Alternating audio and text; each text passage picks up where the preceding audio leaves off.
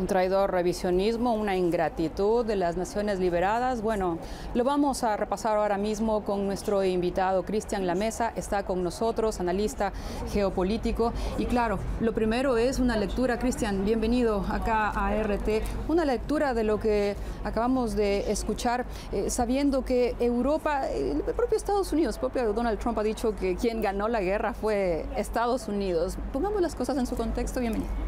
Sí, primero encantado de estar con vos, con la audiencia de RT, en este sitio histórico, conmemorando una gesta importante para toda la humanidad, sin la cual es inimaginable qué destino hubiésemos tenido, con una Alemania que hubiese sido victoriosa, sin duda, sin el sacrificio del pueblo soviético y del Ejército Rojo, y en un día que también es histórico, porque creo que la relevancia de las visitas mundiales que están hoy en Moscú justamente valoran y ponen de relieve el papel, ¿no?, de la Unión Soviética por el bien de toda la humanidad, a pesar de esta ingratitud que vos muy bien marcás de algunos países europeos especialmente. Claro, desconocer, negar, borrar la presencia de la Unión Soviética en la propia Alemania. Han prohibido que se hice en las celebraciones esta bandera del ejército soviético, entre otros elementos, ¿no?, como echar abajo monumentos. ¿Cómo leemos aquello? A ver, yo creo en ese sentido que a pesar de lo que cuentan en ese mito que se intenta construir en Occidente, especialmente como decía en Europa, la Unión Soviética fue muy magnánima en el triunfo. Yo creo que fue muy benevolente incluso con Alemania, con la propia Alemania que quedó bajo la órbita soviética, la Alemania oriental, con Polonia, cómo reconstruyó el centro histórico de Varsovia tal cual, el centro histórico propiamente dicho de esa ciudad, y cómo ayudó a que estos países se recuperasen. Realmente en esa generosidad que mostró la Unión Soviética, no, hay que decirlo también, creo que no se desnazificó lo suficiente en estos países, especialmente en Alemania, y lo que vemos hoy con personajes como Merz, como Annalena Baerbock y como otros funcionarios que incluso en algún aspecto parecen reivindicar el pasado nazi. Creo que desgraciadamente tal vez estemos a poco que eso ocurra, tomando revanchas miserables contra héroes, verdaderos héroes que hicieron hazañas sobrehumanas para liberar, como vos muy bien decías, media Europa. 600.000 soviéticos dieron su vida para liberar Polonia y hoy se le paga de este modo. Creo que eso da una lección histórica en el aspecto de que a la hora de derrotar estas ideologías nefastas no hay que dar el brazo a torcer, y como dice hoy el presidente Putin, hay que lograr una paz en la agresión de la OTAN contra Rusia en Ucrania, pero solucionando de fondo los temas que llevaron a este conflicto. Claro, y allí es cuando muchísima de la prensa, el mainstream, ataca como propaganda el tema de una desnazificación de Ucrania. ¿Es tal el nivel de la presencia todavía de estas ideologías cuando al propio Stepan Bandera, que peleó del lado de Hitler en contra de la Unión Soviética, pues lo endiosan al punto de libertador, ¿no? ¿Cómo ver estos rezagos, digamos? Bueno, a ver, no es el único, pero en el caso puntual de Stepan Bandera hasta se ha erigido un monumento, por lo menos en Ucrania, en memoria de este criminal despiadado. Pero como si esto fuese poco, hay que recordar dónde muere Stepan Bandera. Stepan Bandera muere en Múnich, si no me equivoco, en 1959.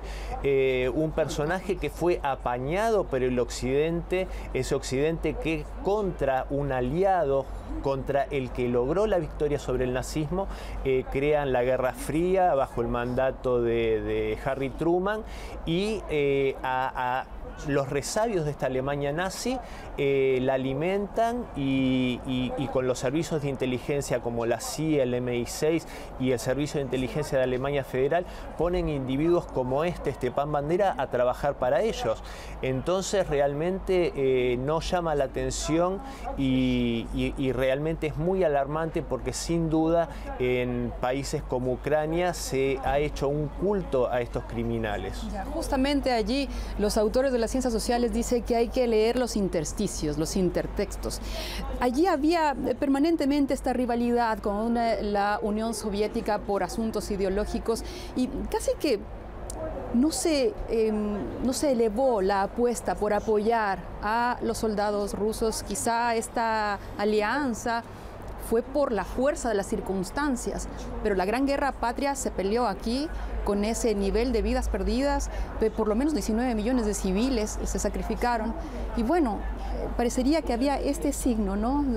Querían que la Unión Soviética caiga y por tanto el castigo fue para todo un pueblo. A ver, es tan cierto lo que decís que de hecho a mí me apasiona la historia y en el periodo de entreguerras se ve claramente cómo de parte de las potencias occidentales, hay que decirlo especialmente el Reino Unido y Francia, hubo un apañamiento del nazismo porque tenía personajes como Chamberlain la esperanza de que la Alemania nazi fuese un ariete que pudiese destruir a la Unión Soviética. Esta situación también hay que decirlo porque yo creo que hay que ver la verdad histórica en toda su amplitud y yo diferencio siempre la figura de Franklin Roosevelt, el cual considero que fue un sincero amigo de la Unión Soviética y sí cambiaron las cosas a su fallecimiento y creo que realmente se logró un momento de amistad y de sincera cooperación entre la Unión Soviética y los Estados Unidos. O sea que no ver esto es desconocer que también puede existir la colaboración en un futuro inclusive entre Rusia y los Estados Unidos. Pero el nivel de prejuicio ideológico y de rusofobia contra la Unión Soviética en ese momento por parte de Occidente es lo que alimentó y agigantó a Hitler e incluso, hay que decirlo, Polonia fue un aliado de la Alemania nazi, que después se dio vuelta a su suerte y sufrió lo que todos sabemos que sufrió. Pero hay que recordar que en esta ciudad, en Moscú, existieron conversaciones para lograr una alianza soviético, francesa y británica en contra de la Alemania nazi que le hizo fracasar Polonia en agosto de 1939. Mira tú. Ahora, hablando de la cooperación militar de los soldados estadounidenses y de los soviéticos, sin duda que hay que recordar que en la propia Berlín esta toma que estuvo más, digamos, liderada por los soldados soviéticos, por el Ejército Rojo, también contó con la participación de los soldados estadounidenses. Un poco para remarcar en esta posibilidad del sí, de una cooperación que puede ser sincera. Es que yo creo que sinceramente, salvo personajes históricos como Patton y otros personajes de la élite militar y política estadounidense que sí llevaban ese germen antisoviético, como lo decía recién, incluso el vicepresidente del tercer mandato de Franklin Roosevelt, Henry Wallace, fue un gran amigo de la Unión Soviética y esa camaradería existió entre las Fuerzas Armadas estadounidenses y soviéticas.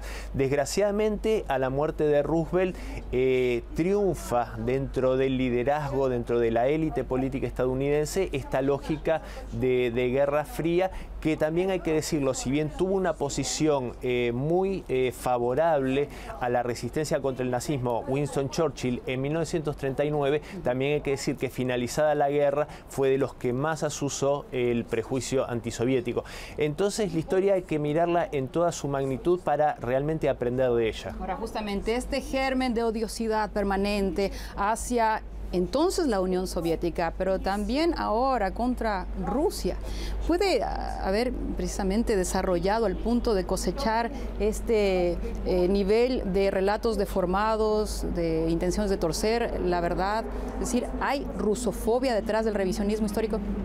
Por supuesto, yo en diferentes charlas que doy, cuando hablo de la rusofobia, pongo de ejemplo 3 imágenes que atraviesan diferentes etapas de la historia rusa. Una imagen que muestra al zar Nicolás II como un pulpo queriendo apropiarse de toda Europa, eso es el Imperio Ruso. Otra en la que el pulpo pasa a tener la cara de Joseph Stalin y una tapa de la revista The Economist donde el pulpo ya tiene la cara de Vladimir Putin. Esto nos demuestra, como yo digo siempre, poca imaginación por parte de la propaganda occidental y también que el problema no ha sido ni el Imperio, ni la Unión Soviética, ni la Rusia actual. El problema es el afán que tiene Occidente especialmente el mundo anglosajón, de dominar Rusia y desmembrarla para apropiarse de sus riquezas, e incluso hay motivos religiosos que tienen que ver con la cristiandad ortodoxa. Tenemos un minuto y quisiera sí aprovechar el tiempo para hablar precisamente de quienes en Latinoamérica también están tomando estos discursos. Ya se nos terminó el tiempo, ¿sí? No podemos más. Gracias, Cristian, por estos interesantes aportes acá en RT. Gracias.